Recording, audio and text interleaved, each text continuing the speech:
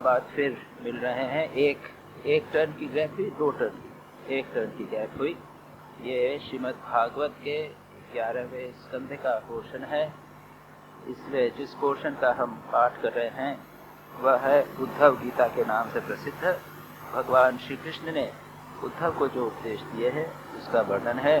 जिस प्रकार भगवान श्री कृष्ण ने अर्जुन को उपदेश दिए थे वे बहुत महत्व के हैं, उसी प्रकार ये भगवान ने उद्धव को जो उपदेश दिए हैं ये भी बहुत महत्वपूर्ण है।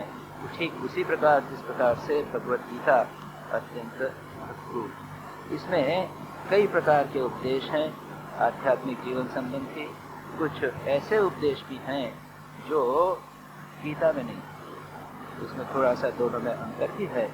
जो हो, हम यहाँ पर इस अंश को देख रहे थे जिसमें उद्धव ने एक प्रश्न पूछा था कि आपके भक्त श्रेष्ठ भक्त कौन है, यह पूछा था, और श्रेष्ठ भक्ति कैसे होती है यह पूछा। तो इन 2 प्रश्नों का उत्तर भगवान ने देना प्रारंभ किया था और हमने पिछले बार के प्रवचन में देखा था श्रेष्ठ भक्त के क्या लक्षण है, उसको पूरा विस्तार से देखा था। यहाँ पर है जो 29वां श्लोक है, जिनके पास पुस्तक है वो जानते हैं। कृपालो अकृत द्रोह तितिक्षु सर्वदेही नाम, यहाँ से प्रारंभ करके अमानी मानदः कल्पो मैत्रः कारिणिको कविः इत्यादि तक वर्णन है।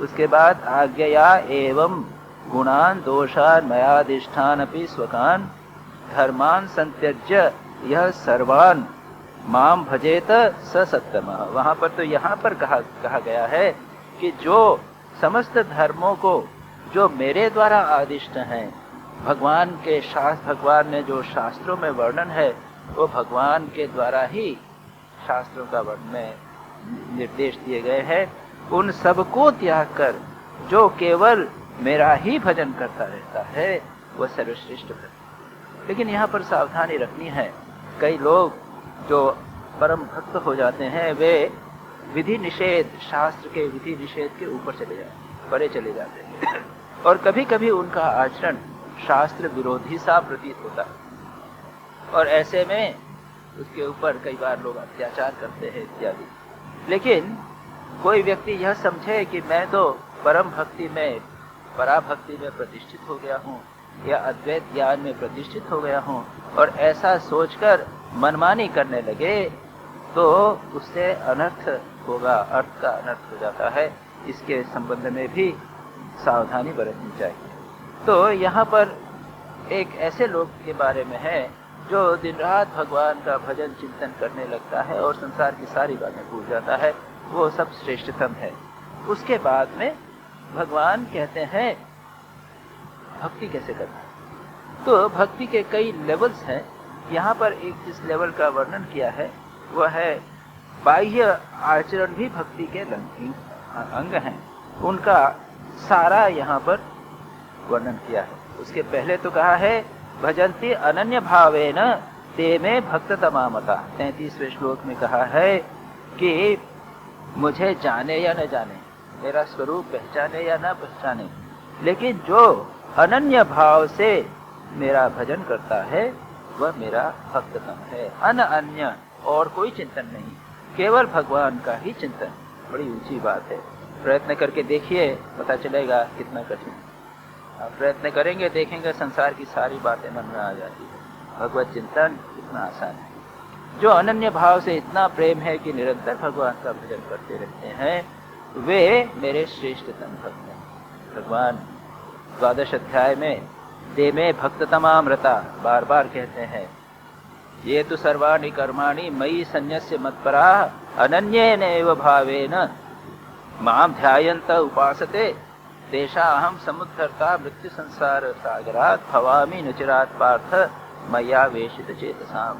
जिनका मन पूरी तरह मेरे द्वारा आवेशित हो गया है, कलट हो गया है, और जो अनन्य भाव से मेरा भजन करते हैं उनको मैं संसार सागर से तार देता हूँ इत्यादि भगवान वहाँ पर कहते हैं। इसी बात को यहाँ पर कहा। अच्छा, अगर यह न कर पावे तो क्या करना चाहिए? तो उसके लिए कहा गया है मद लिंग मद भक्त जन दर्शन स्पर्शन अर्चन परिचर्या स्तुति प्रव्य गुण कर्माणु कीर्तनम इत्यादि कुछ ऐसी बातें बताई गई हैं कि हम अपने इंद्रियों के माध्यम से, अपने कर्मेंद्रिय, ज्ञानेंद्रिय, इनकी सहायता से अपने मन को भगवान में लगाने का प्रयत्न कर सकते। और ये प्रैक्टिकल चीजें हैं। जैसे कहा है, मत लिंग मत भक्त जन दर्शन स्पर्शन अर्चन। कहा है कि भगवान के लिंग यानी जिसको देखकर भगवान का स्मरण होवे, भगवान की मूर्ति, भगवान का चित्र, कुछ सिंबल, ओम का सिंबल, स्वास्तिक का सिंबल, प्रतीक और प्रतिमा, इनको देखने से क्या होता है, जो भगवान, उनके मूर्ति जो है उसका चिंतन होता है। और ऐसे में जो लोग भगवान की को जानते हैं, जिनको भगवान से प्रेम है, वह तो जानते हैं कि जो भगवान मूर्ति है वो भगवत रूपी है। अर्थात जैसे श्री रामकृष्ण माँ काली का दर्शन करने मंदिर में जाते और मंदिर में जाके उसके सामने प्रणाम करते थे, बातचीत करते, सब करते। उनके लिए वो मूर्ति और माँ काली, उसमें कोई अंतर था क्या? उसमें कोई अंतर। तोतापुरी महाराज जब आए, उन्होंने कहा कि मैं वेदांत की साधना करवाऊंगा। श्री रामकृष्ण ने कहा कि मैं माँ से पूछ के आऊं कि जाओ। वो समझे उनकी माता जीवित है। वो मंदिर में गए तो तोतापुरी महाराज सोचने लगे कि कैसा मूर्ख है ये तो मंदिर में चला गया, इसको अज्ञान है। लेकिन श्री रामकृष्ण के लिए वो मूर्ति और माँ में कोई अंतर नहीं था। स्वामी विवेकानंद ने जब कहा, स्वामी विवेकानंद श्री रामकृष्ण के वो कहते थे कि आप क्या मूर्ति पूजा करते हैं, वो तो माँ जो है वो आपके मन का भ्रम है। श्री रामकृष्ण बड़े गुस्सा होते थे। लेकिन श्री रामकृष्ण के मन में कभी ये नहीं हुआ कि जिस मूर्ति की वो पूजा कर रहे हैं वो मूर्ति है। श्री रामकृष्ण समझते थे कि वह मूर्ति और भगवान एक हैं, काली और मूर्ति में कोई अंतर नहीं। तो जो जानता है उसके लिए जो अर्चना का मूर्ति या चित्र है वह और भगवान एक। इस भाव को हम अपने जीवन में उतारें। माँ शारदा कहती थी, छाया काया एक, यानी जो छाया, जो रूप है, जो पिक्चर है वह और काया जिसका है उसमें डिफरेंस नहीं करना, दे आर द सेम। इस भाव से हमें भगवान की अर्चना करनी चाहिए। तो इस प्रकार से ये यहाँ पर एक इम्पॉर्टेंट बात है, मद अर्चना, मद लिंग यानी ऑब्जेक्ट जिससे याद होता है। दूसरा, मेरे भक्त, मद भक्त जन, जो भक्त है, हम प्रणाम करते हैं किसी भक्त को, किसी संत को, तो याद रखना है कि हम जिसको प्रणाम कर रहे हैं वो भगवान, इसके भीतर जो भगवान बैठे हुए हैं उसका प्रणाम करें, उसको दर्शन करें, उनके बाहरी रूप को न देखें। बाहरी रूप कई प्रकार के, अच्छा रूप, बुरा रूप, लेकिन हम जब प्रणाम करें तो यह सोचें कि जिसको प्रणाम कर रहे हैं वह भक्त नहीं, भक्त के हृदय में बैठे हुए भगवान। मूर्ति नहीं है, मूर्ति में जो विराजित भगवान है वह। एक वर्णन आता है, स्वामी शिवानंद जी महाराज, स्वामी विवेकानंद के गुरु भाई, श्री रामकृष्ण के शिष्य, वे वेदांती थे, वे निराकार के उपासक थे, मूर्ति वगैरह का नहीं जानते। श्री रामकृष्ण के पास जब आए तो वे श्री रामकृष्ण के साथ में मंदिर में गए। तो ब्राह्मण समाज के सदस्य होने के कारण वे मूर्ति की प्रणाम तो नहीं करेंगे, लेकिन जब उन्होंने देखा कि श्री रामकृष्ण ने प्रणाम किया है तो उन्होंने क्या सोचा कि परमात्मा तो सर्वत्र विद्यमान है, तो इस मूर्ति में विद्यमान है। इस तरह सोच कर उन्होंने, तो यहाँ पर कहा गया है कि भगवान के भक्तों का दर्शन, भगवान के विग्रह का दर्शन, उसको प्रणाम, उसका स्पर्श, उसका अर्चना, यानी उसकी स्तुति इत्यादि करना, उसकी पूजा करना, और प्रभु गुण अनुकर परिचर्या करना, और उनके गुणों का अनुकीर्तन, गुण कर्मों का अनुकीर्तन। उनका गुण क्या है, भगवान के गुण, उन्होंने क्या कर्म किए हैं, इनका कर्म करने से क्या होगा? उसमें मन लगता है। श्री रामकृष्ण भी कहते थे भगवान का नाम गुणगान करना चाहिए। गुणों का गान करने से मन लगता, उसमें लगता है। उसके बाद में क्या कहते हैं? मत कथा श्रवणे श्रद्धा। मेरे जो कथा है, मैंने जो कथा कही, मैंने भगवान की कथा में, भगवान की जो गाथा है, कथा में श्रवण में श्रद्धा होनी चाहिए। यानी ऐसा नहीं समझना जैसे श्रद्धा किस प्रकार से करना, जैसे आप शिव महिम्न स्तोत्र पढ़ें या दूसरा कोई स्तोत्र पढ़ें, तो उसके बाद में लिखते हैं कि जो ये पढ़ता है वो शिवलोक में जाता है, पुत्रवान होता है, कीर्ति मिलती है, सब कुछ मिलता है। तो इसको हम कह सकते हैं कि अरे ये तो अर्थवाद है। अर्थवाद यानी थियोलॉजाइज किया है, बस इसको बढ़ाने के लिए लोग मन में आ जाए, मन उसमें लगे। ऐसा नहीं सोचना। ये सोचना है कि जो लिखा है वो ठीक ठीक लिखा है, जिसे कहते हैं श्रद्धा। तो जो उसको यथार्थ मानना, और कान से जो श्रवण, कथा जो सुनते हैं, श्रवण, इसकी अधिक विशेषता मानी गई है। कुछ लोग कहते हैं कि रूप के दर्शन अधिक महत्व का है, कोई कहता है कि श्रवण अधिक महत्व।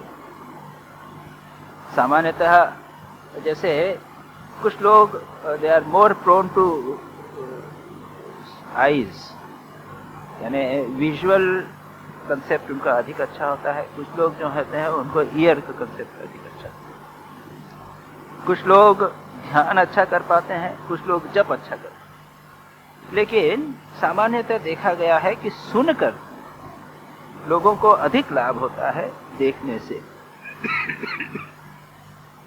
तो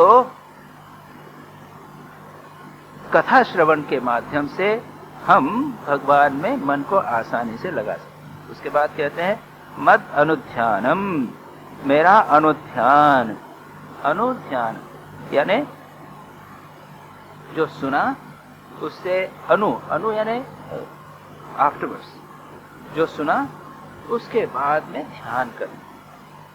इसको ये एक और मेथड।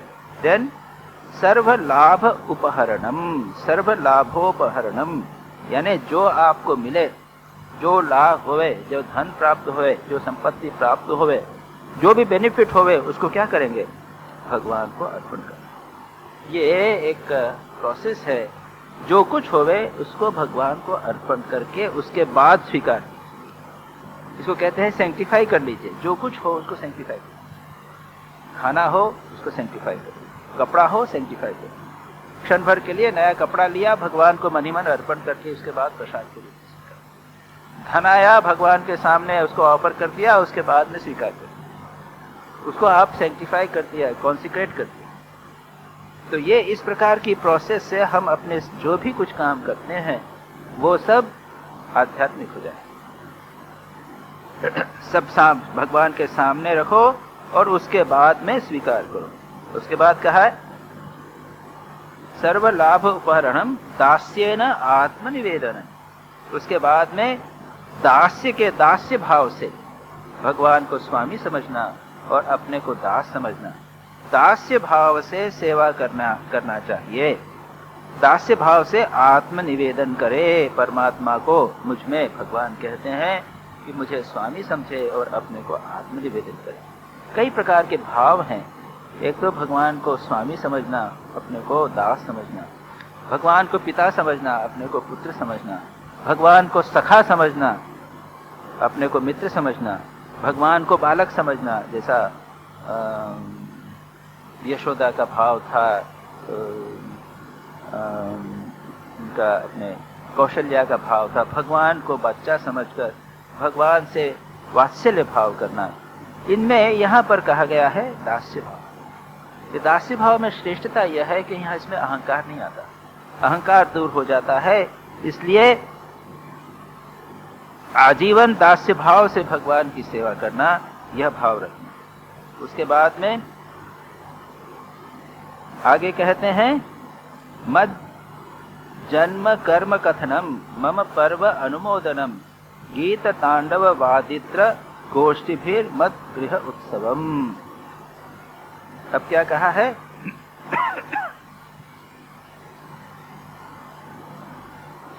मत जन्म कथनम, जन्म कर्म कथनम, क्या कहते हैं?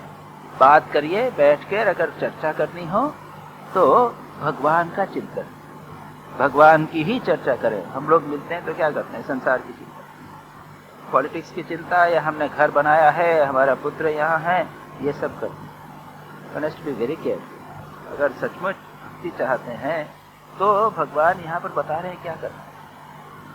भगवान बता रहे हैं जब बातचीत करना है तो किसकी बात करें?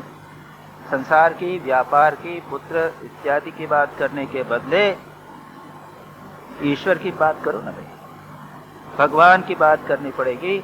और याद रखिए, कोई भी कन्वर्सेशन हो, कोई भी वार्तालाप हो, उसको भगवान की ओर मोड़ा जा सकता है। ये तो कला है, it is an art by which this can be done. Swami Prabhavananda ji ने एक जगह इस प्रकार की बात लिखी है। और कुछ लोग तो ये भी सुझाव देते हैं कि अगर आपके पास कोई व्यक्ति आए तो उनको बोलने देने के पहले आप भगवान की बात चालू करें। आप बैठे कुछ कहने लगे तो आप क्या करेंगे? उसके बदले भगवान की चर्चा, वेदांत की चर्चा, धर्म की चर्चा करेंगे।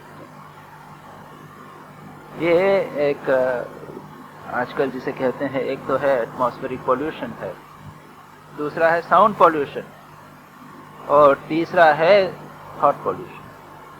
संसार की चर्चा सर्वत्र विद्यमान, उसमें भगवान की चर्चा यथासंभव हर प्रकार से, किसी न किसी प्रकार से भगवान की चर्चा करना है। यहाँ तक कि कुछ लोग तो कहते हैं, श्री राम कृष्ण कहते हैं कि जितने भी जो तो सुनो कर्ण पूटे ततो मायर मंत्र बोले। यह सोचना कि जो भी कान से सुना जा रहा है वो भगवान का। श्री राम कृष्ण का तो यह था कि अगर जिसको हम अश्लील शब्द कहते हैं, उन अश्लील शब्दों से भी उनको भगवत भाव की उद्दीपना होती, उसको भी वह भगवान की ओर मोड़ने में समर्थ, उससे उनको मातृ योनि, ब्रह्म योनि, भगवान की योनि का वर्णन आ जाता है। याद है, तात्पर्य यह है कि किसी न किसी प्रकार से भगवान में मन लगाना। उसके बाद कहते हैं मम पर्व अनुमोदनम, भगवान के जो पर्व आवे, जैसे हम लोग बच्चे के वर्षगांठ मनाते हैं, अभी कुछ हुआ है कि हमारे क्या वेडिंग एनिवर्सरी होती है या बर्थडे होता है, तो उसके बदले क्या करना है? रामनवमी मनाइए, जन्माष्टमी मनाइए, श्री राम कृष्ण जन्मदिन, माँ शारदा का जन्मदिन, आज स्वामी शारदानंद जी का जन्मदिन।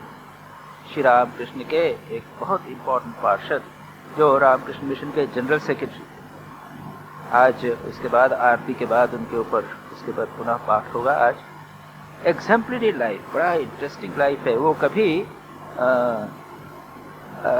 डिस्टर्ब नहीं होते थे, बैलेंस कभी नहीं खोते थे, न तो डरते थे न गुस्सा होते थे। तूफान में कई बार फंस गए लेकिन बिल्कुल शांत बने रहे। स्वामी विवेकानंद उनको चिढ़ाने का प्रयत्न करते, गुस्सा दिलाने का प्रयत्न करते, उसमें भी शांत करते। इसीलिए उन्होंने उनको रामकृष्ण मिशन का जनरल सेक्रेटरी बनाया। 30 वर्षों तक रामकृष्ण मिशन के जनरल सेक्रेटरी बने रहे। संत होकर उसको जीवन में आध्यात्मिकता को प्रैक्टिकल लाइफ में कैसे जीना, ये उन्होंने बताया। आज उनका इसके बाद प्रवचन करेंगे। तात्पर्य यह है कि महापुरुषों के जीवन के पर्व जो है उनका अनुमोदन करना, उनको मनाना, जन्माष्टमी, रामनवमी इत्यादि मनाना, कम से कम किसी बहाने तो भगवान का चिंतन होगा उस दिन। हम लोग चाहते हैं ये सेलिब्रेशंस किसी न किसी प्रकार से, ये सोशियोलॉजिकली, सामाजिक दृष्टि से एक महत्वपूर्ण अंग है समाज का, कि इसमें उत्सव होना चाहिए, पर्व होना चाहिए, लोग मिलते हैं, एक गेट टुगेदर होता है। आसपास मनुष्य जो है सामाजिक प्राणी होने के कारण ये चीजें एक मानव के स्वभाव में, अगर करना ही है तो भगवान को लेकर क्यों न करें? इसीलिए आप देखते हैं कीर्तन, भजन, उत्सव, मीटिंग, खाना पीना, ये सब भगवान को केंद्र करके। नहीं तो करेंगे 26 जनवरी, 15 अगस्त ये राष्ट्र को लेकर किया जा रहा है। नहीं तो आप अपने घर में जन्माष्टमी, अपना खुद का जन्मदिन मनाएंगे या और कुछ करेंगे, उसमें कुछ उत्सव तो होगा ही, होना ही है, तो फिर भगवान को केंद्र करके। तो इतना खर्चा जो करते हैं लोग ब्याह के में और नाना प्रकार के उत्सवों में करते हैं, रिलीजियस सोशल फंक्शंस में, सेक्युलर फंक्शन में, उसके बदले भगवान को लेकर करें, ये बात है। उसके बाद गीत तांडव वादित गोष्ठी भी मत गृह उत्सव। क्या है?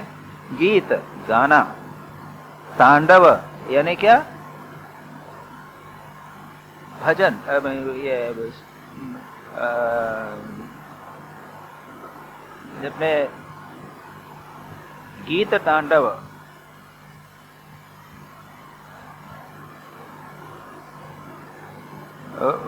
नृत्यादि, गीत तांडव वादित्र, गाना, गाना बजाना, और गोष्ठी, बैठकर एक कॉन्फ्रेंस की गई, गीता के ऊपर एक कॉन्फ्रेंस की गई, श्री कृष्ण का भारतीय संस्कृति पर क्या प्रभाव हुआ इत्यादि के ऊपर विचार किया गया। तो अगर सुनना हो तो भगवान के गारे में सुनो, तांडव यानी नाचना, तो भगवान के सामने नाचो, भगवान के लिए नृत्य करो। सच पूछा जाए तो भारत में तो संगीत और ये नृत्य इत्यादि सब भगवान को केंद्रित है। जैसे तांडव नृत्य है और ये कथकली इत्यादि, इसके अंदर सब में भगवान को केंद्र करके गीत आदि, तांडव आदि। और कभी कभी उत्सव होते हैं, जैसे बेलूर मठ में अभी उत्सव हुए, तो वहाँ पर माँ शारदा से संबंध है, तो उसमें नाटक हुए हैं और गाना इत्यादि भी हुआ। ये सब के सब भगवान को केंद्र करके बना दिए जा सकते हैं। और इस प्रकार से गोष्ठी, नाना प्रकार के लोगों से मिलके इकट्ठा होके मद ग्रह उत्सव, भगवान के उत्सव इस प्रकार से कई प्रकार से किया जाए। ग्रह उत्सव, टेम्पल ओपनिंग, तो उससे बहुत बड़ा उत्सव होता है। मद्रास में हुआ, 7 दिन तक उत्सव हुआ। फिर दूसरे स्थानों पर हुआ, बेलगांव में तो बहुत बड़ा 5-7 दिन तक उत्सव हुआ, हजारों लोग आए। तो इस प्रकार से भगवान को लेकर उत्सव इत्यादि करना। उसके बाद में यात्रा बलि विधानम च सर्व वार्षिक पर्वसु वैदिकी तांत्रिकी दीक्षा मदीय व्यत धारणम। यात्रा बलि विधानम च यानी क्या? यात्रा करो, जाना है तो निकलते हैं यात्रा करने के लिए, तीर्थ करने के लिए। क्या करते हैं? ये 4 धाम करते, बद्री, केदार, गंगोत्री, यमुनोत्री, 4। जैन लोग एक पूरा एक ग्रुप लेकर निकलते हैं, तो नॉर्थ इंडिया के जितने तीर्थ हैं, जैन तीर्थ है, सब कवर, वहाँ पे दर्शन वगैरह किया, यात्रा। अच्छा, उसके बाद में और भी जैसे वृंदावन की परिक्रमा की, तो वो काफी 84 क्रोस की बहुत लंबी परिक्रमा होती है, वो की। छोटी परिक्रमा करना हो, चित्रकूट में चले जाइए, वो कामतगिरी है, उसकी परिक्रमा कीजिए। तो जब आप परिक्रमा करेंगे तो होगा क्या? आपका मन उसी में लगा रहेगा। या फिर राज्य महाराष्ट्र में क्या होता है, घर से पंढरपुर तक जाते, एक पैदल चढ़ के जाएंगे पंढरपुर तक, तो जा रहे हैं, मन बना है उसी के अंदर, मन वही उसी चिंतन में लगा हुआ है।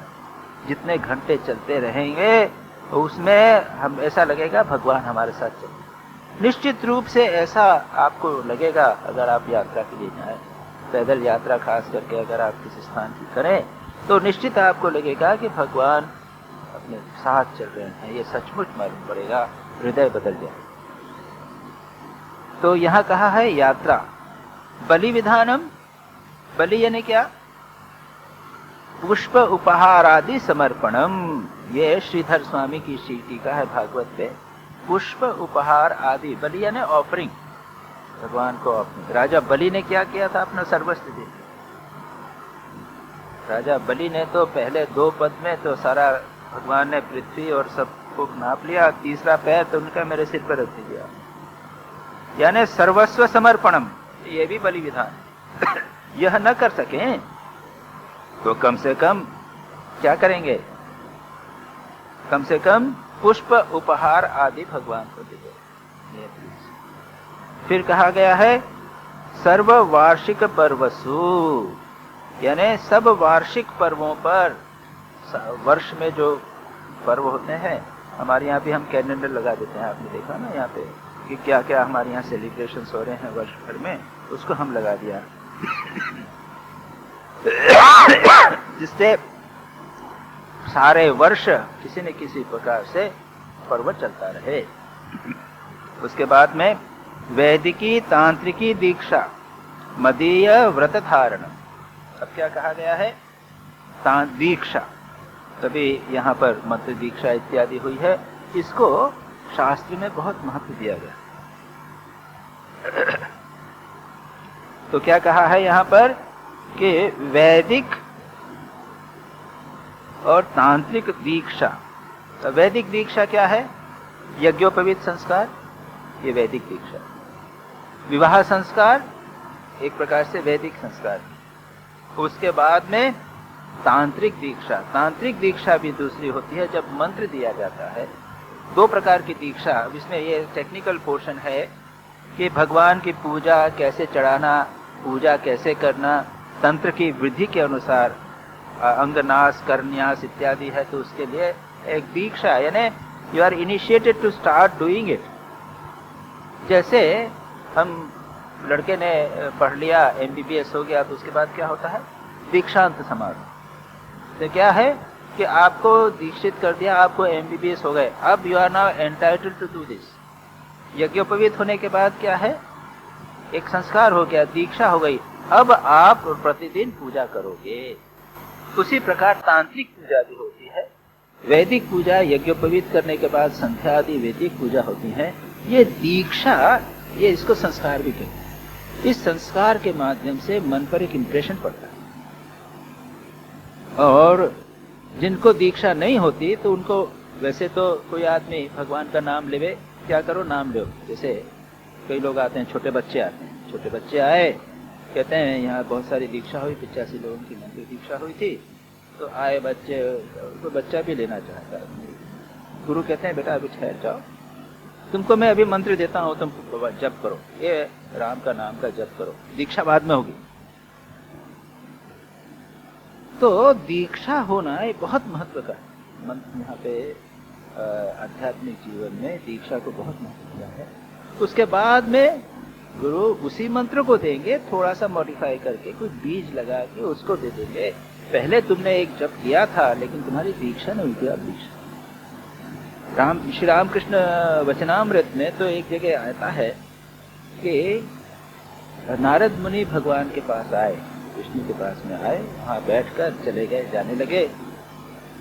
तो जब गए तो भगवान ने लक्ष्मी जी से कहा कि जहाँ वो बैठे थोड़ा गंगा जल छिड़क दो। तो क्यों, वो तो इतने बड़े भक्त हैं, वो भक्त हैं लेकिन उनकी दीक्षा नहीं है, अभी दीक्षित नहीं है। दीक्षा होने से शरीर पवित्र हो जाता है, देह शुद्ध होती है। तो इसलिए यहाँ पर कहा गया मत दीक्षा, अरे क्या है, तांत्रिक वैदिकी दीक्षा और मदीय व्रतधार। जो दीक्षा नहीं होती है वे लोग, जिसने नहीं लिखा कई बार कहते हैं कि वो अपवित्र ही रह जाते हैं। लेकिन उसके आगे क्या कहा, मदीय व्रत धारण, भगवान के लिए व्रत धारण करना। जैसे चातुर्मास आया है, तो चातुर्मास में कोई व्रत ले लो कि भाई आप एक दिन में एक बार खाना खाएंगे, या फिर रोज भगवान का पूजन करेंगे, या चतुर्मास तक मकान बना रहे। खुद के लिए तो मकान बनाते हैं, भगवान के लिए बनाए। देखिए 3 प्रकार के दान होते हैं। एक तो होता है अन्नदान, दूसरा होता है विद्यादान, और तीसरा होता है ज्ञान। एक है फिजिकल अन्नदान, आरोग्य दान, जीवन दान। कोई मर रहा है उसको आपने खाना दे दिया, भूखा है उसको रोटी दे दी, दवाई दे दी, बीमार है उसको कर दिया, तो ये क्या है, ये तो उसका प्रभाव कब तक चलेगा? थोड़े दिन तक, इसके बाद ये हुआ अन्नदान। उसके बाद में फिजिकल चैरिटी।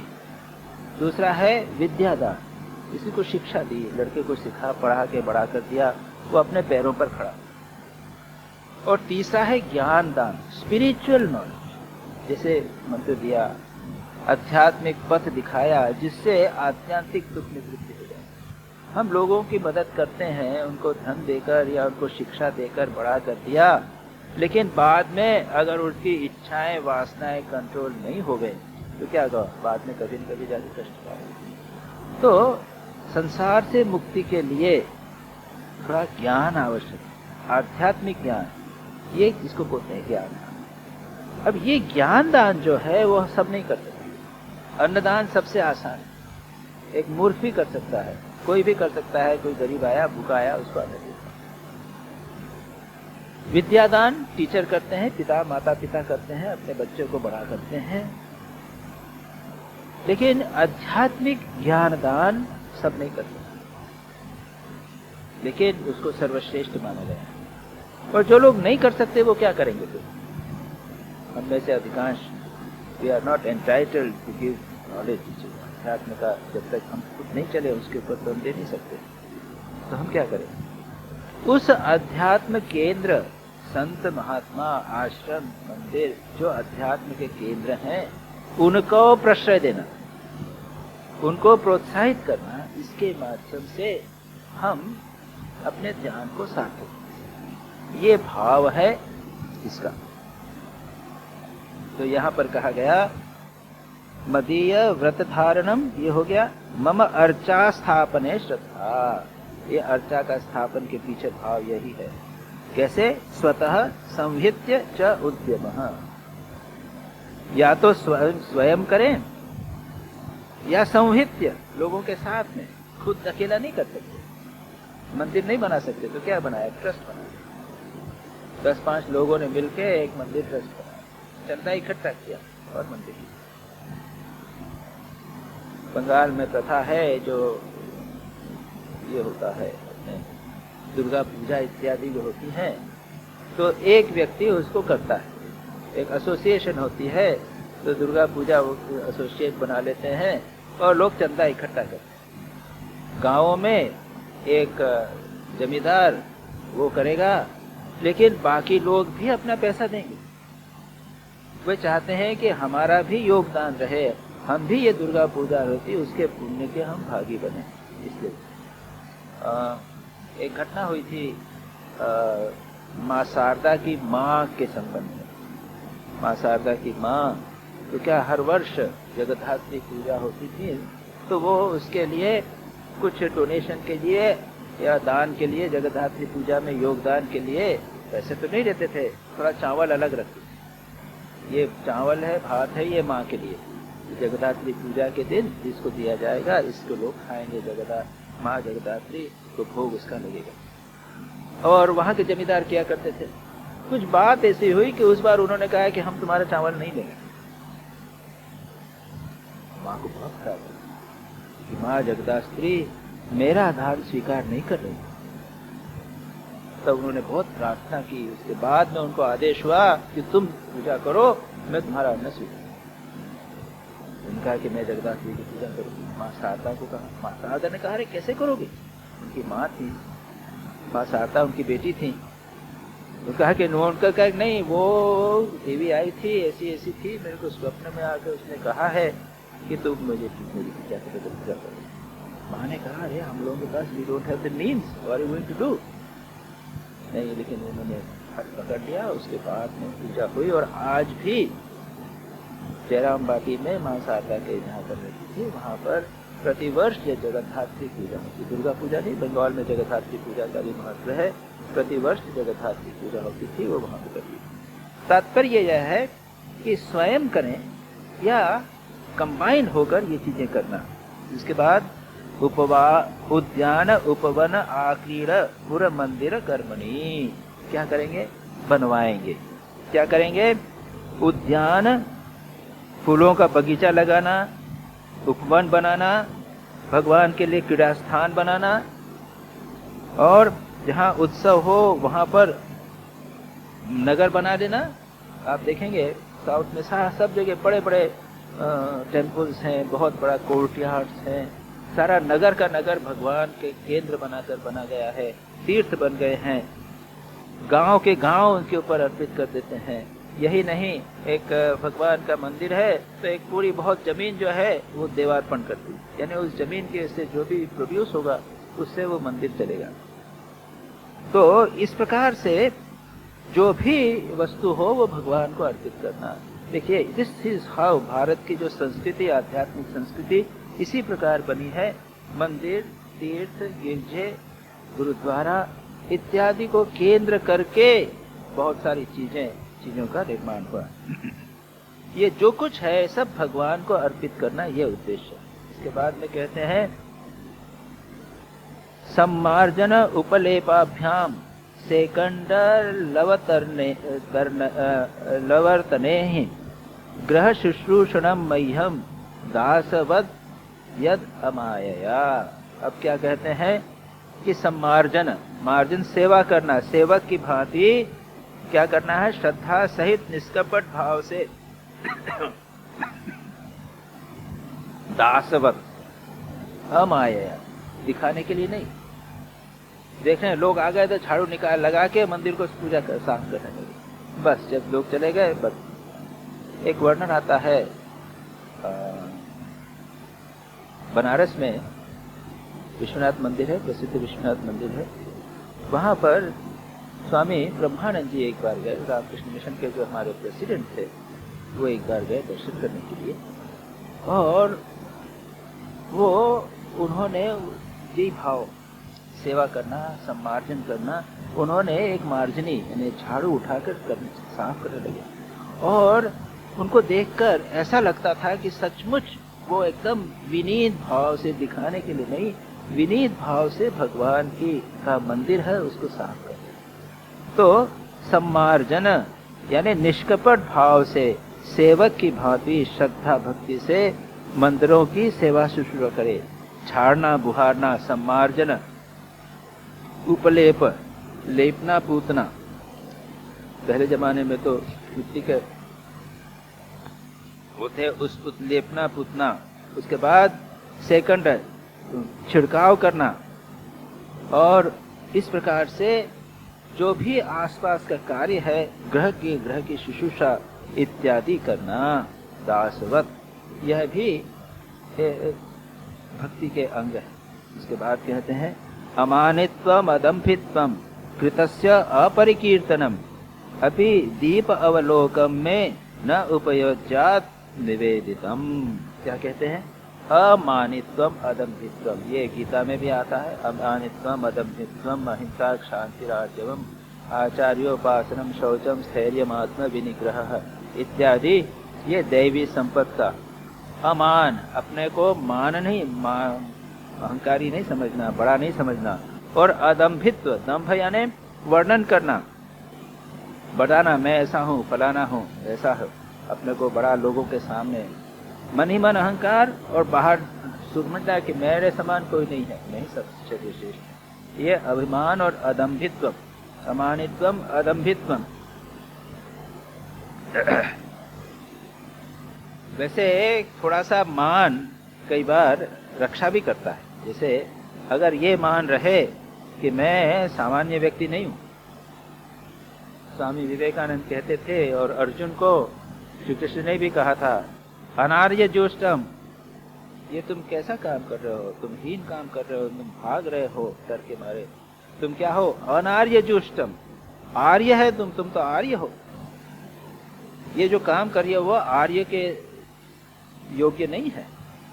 तो अपने कुल का मान कि मैं एक बड़े मान का हूँ, स्वामी विवेकानंद कहते थे, गर्व से कहो कि मैं भारतवासी हूँ। ये गर्व, ये अभिमान कभी कभी हमें बुरे काम से हमारी रक्षा करता है। तो ये खैर थोड़ा सा हुए, लेकिन इसका अति नहीं होना चाहिए, अमानित्वम, क्योंकि अतिमान जो है वो तो आसुरी संपत्ति है। गीता में आसुरी संपत्ति का भी वर्णन आएगा। लेकिन भगवान अगर सामने होवे तो वो भी छोड़ देना। भगवान के सामने हम गर्व से कहो भारतवासी भी नहीं है, हम कुल वाले भी नहीं है, भगवान के सामने बिल्कुल हम कुछ नहीं। अमानित्वम अदम्भित्वम, दंभ नहीं करना, बताना नहीं। और क्या कहा है? कृतस्य अपरिकीर्तन, जो मैंने किया है, मैंने अच्छा काम किया, धर्म का स्थापना का, इतनी जगह इतना मैंने सेवा किया है, दान किया है, इतना सब अच्छा कार्य किया है, उसका ख्यापन नहीं करना। यू डोंट डिक्लेयर इट, लोगों के सामने जाके बताना कि मैं ऐसा महान हूँ इत्यादि, ये नहीं करना है। तो कहते हैं कि जिस पुण्य का आप वर्णन करोगे ना, वो क्षय होगा। ये जो वर्णन है कि अपने मुंह से अगर आप स्वयं की प्रशंसा करोगे तो जो पुण्य है वह क्षय हो जाता है।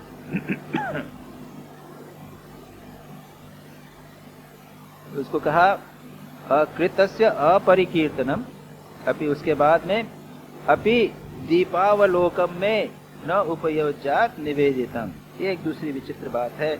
वो कहा है कि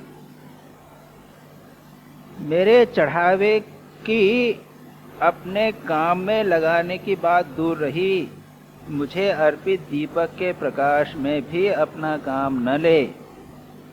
जो भगवान को अर्पित कर दिया वस्तु है, उसको भगवान की हो गई, उसको खुद के लिए यूज नहीं करे।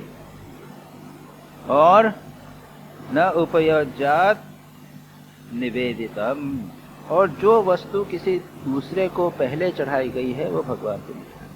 ये दीज आर सर्टेन रूल्स जो भक्त लोग हैं उसको मानते हैं। श्री रामकृष्ण के जीवन में भी इस प्रकार की बात होती है। श्री रामकृष्ण जो भी कुछ ग्रहण करते थे उसको सबसे पहले मन ही मन माँ जगदम्बा को अर्पित करते थे। और इसलिए कोई व्यक्ति उनको अगर कोई वस्तु देता, उसका अग्रभाग यदि उसने किसी और को अर्पित कर दिया होता तो श्री रामकृष्ण उसको स्वीकार नहीं कर सकते। कई घटनाएं इस प्रकार की है। उसका अग्रभाग, पहले का अग्न भाग अगर किसी को दे दिया गया, मतलब वो उच्चिष्ट हो गई एक प्रकार से।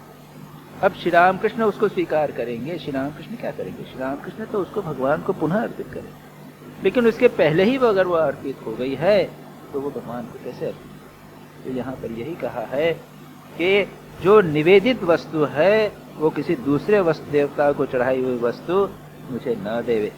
और ये एक बहुत महत्वपूर्ण बात कही गई है, सीरियस बात है कि एक वस्तु अगर आपने भगवान को प्रकाश दे दी है तो वो भगवान की हो गई। यहाँ तक कहा गया है कि मुझे समर्पित दीप जो है उसके आलोक का भी उपयोग न, उस बात को एम्फेसाइज करने के लिए कहा है। यद यद इष्टतमम लोके यच्च आत्म प्रिय यच्च अति प्रियम आत्मनः तत्तदेव निवेदयेत् मह्यम तदानन्त्याय कल्पते। ये एक प्रसिद्ध श्लोक है। यच्च इष्टतमम लोके, जो भी लोक में, संसार में जो भी वस्तु तुमको सबसे प्रिय हो, इष्टतमम लोके यच्च अति प्रियम आत्मनः, जो सबसे आपको सबसे प्रिय लग रही हो, वह तत्तद निवेदयेत मह्यम, वह मुझे निवेदित करे। अत्यंत सबसे प्रिय वस्तु। इसीलिए लोग क्या कहते हैं, चाहते हैं भगवान को अच्छे जरी के कपड़े पहनाते हैं, सुंदर चीज देना चाहते हैं, बेस्ट, जो तुमको सबसे अच्छी लगे वो भगवान को। ये एक वो है। तो क्या तद अनंत्याय कल्पते, वह क्या होगा? वो it will come to you many fold, अनंत गुना वह तुम्हारे पास में आ जाएगा। इसलिए नहीं देना है कि वो आए हमारे पास, दैट्स नॉट द पॉइंट। लेकिन ऐसा करने से क्या, इसलिए कहते हैं कि भगवान को जो भी चीज अर्पित की जाएगी वह कई गुना होकर अपने पास। इसलिए कभी भगवान को कोई बुरी चीज मत अर्पित, अपने दोष मत अपने अर्पित कीजिए, दोष अपने हैं, अपने गुण अर्पित कीजिए, शुभ वस्तु अर्पित कीजिए, पवित्र वस्तु भगवान को दीजिए, नहीं तो वो वापस आपको आएगी। इसलिए उसका अनंत फल होता है, लेकिन उसके ऊपर उसको सोचना नहीं है। अच्छा, सूर्यो अग्नि ब्राह्मणो गावो वैष्णवः खम मरुज्जलम भूतात्मा सर्वभूतानि भद्र पूजा पदानि में। अब क्या कहते हैं, अब भगवान की पूजा कहाँ करना? तो कहते हैं सूर्य, अग्नि, ब्राह्मण, गौ, वैष्णव, आकाश, वायु, जल, पृथ्वी, आत्मा और समस्त प्राणी, यह सब मेरी पूजा के। एक तो अर्चा की बात कह दी, भक्त की बात कह दी, उसके बाद सूर्य। ये जितनी भी वस्तुएं हैं उसमें कुछ कुछ एक्सीलेंस है। सूर्य तो है ही, सूर्य तो हमको प्रकाश देता है। श्री रामकृष्ण स्वयं कहते हैं सूर्य जो है वो जागृत जीवंत देवता है। उसमें विशेषता, बहुत बड़ी विशेषता, जागृत जीवंत देवता। उस और कहाँ देवता ढूंढने के लिए आए, इतना तेज, उसी से सारा संसार चलता है, सब कुछ चलता है। वनस्पति उगती हैं, सब कुछ उसी के द्वारा होता है। वर्षा होती है, सब कुछ सूर्य के द्वारा। सूर्य तो जीवंत जागृत देवता है, उसको अगर पूजा अर्चना नहीं करेंगे, उसको भगवान का प्रतीक मानकर नहीं करेंगे तो किसमें करेंगे? इसलिए कहते हैं कि सूर्य, उसके बाद अग्नि। अग्नि है ऊर्ध्व रेता, सब हमेशा ऊपर जाती है, और अग्नि सदा पवित्र होती है, कुछ भी डालो भस्म कर देती है। इसके पहले हमने देख लिया उद्धव गीता के अंदर, आगे पहले आया था, मेरे गुरु, कई गुरु थे, उसमें सूर्य भी एक गुरु था, अग्नि भी गुरु था। तो यहाँ पर कहा सूर्य, उसके बाद ब्राह्मण। ब्राह्मण यानी ए कल्चर्ड पर्सन, यानी ब्राह्मण जाति नहीं समझना चाहिए। अगर जाति वाला है लेकिन वो अनकल्चर्ड है और वो अनैतिक कार्य इत्यादि करता है तो उसको ब्राह्मण नहीं मारेंगे। ब्राह्मण यानी कल्चर्ड पर्सन, संस्कारित पर्सन, उसका आचरण, उसका चिंतन वो श्रेष्ठ है। कंडक्ट एंड कैरेक्टर दोनों जिसका श्रेष्ठ,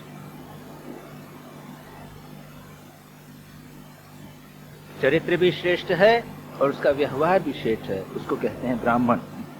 उसके बाद गाय, तो गाय को हम हमेशा श्रेष्ठ मानते हैं, पशुओं में श्रेष्ठ, वो दूध देती है, गौ माता हम बोलते हैं, कई प्रकार से हमारी सेवा करती है।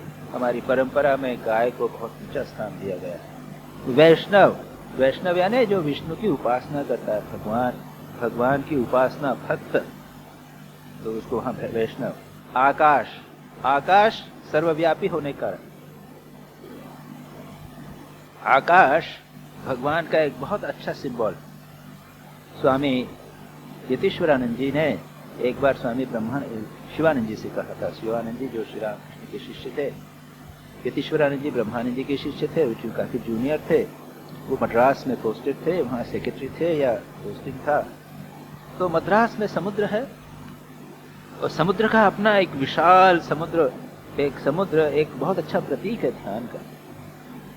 भगवान को बार बार भगवान को समुद्र के साथ तुलना की जाती है।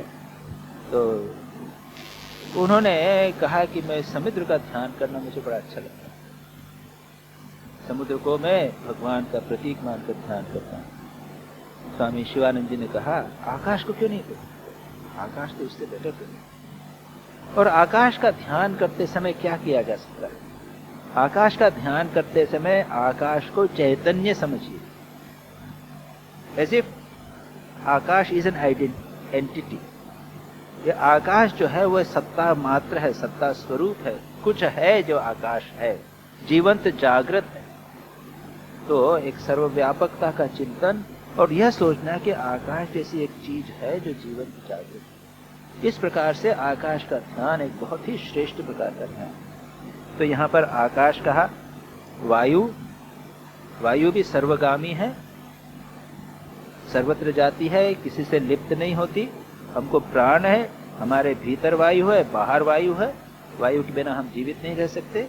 ये वायु, जल, पृथ्वी और आत्मा, आत्मा और समस्त प्राणी, ये सब मेरी पूजा के स्थान है। पृथ्वी, पृथ्वी को भी देवी माना जाए, पृथ्वी की हम पूजा करते हैं।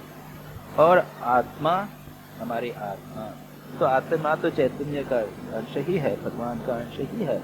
वह आत्मा, वेरेवर देयर इज कॉन्शियसनेस, चैतन्य। और समस्त प्राणी, जितने लिविंग बीइंग्स हैं, एक चींटी से लेकर ब्रह्मा तक जितने लिविंग फीचर्स हैं, उन सब का ये सब मेरी पूजा के स्थान हैं। भगवान कहते हैं कि यह सब मेरी पूजा के स्थान है। यहाँ पर तो यहाँ पर एक भक्ति का एक विशेष विभिन्न प्रकार का, 9 प्रकार का एक आउटलुक दिया है कि हम किस प्रकार से हमारे क्रियाकलापों को भगवान के साथ जोड़ सकते हैं।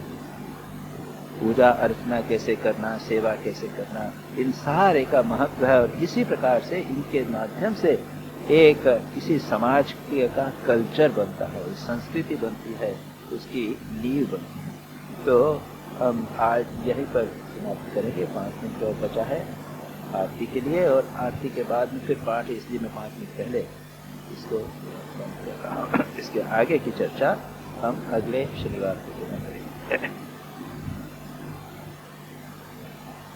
नारायणं नमस्कृत्य नरं चैव नरोत्तमं देवीं सरस्वतीं व्यासं ततो जयमुदीरयेत्।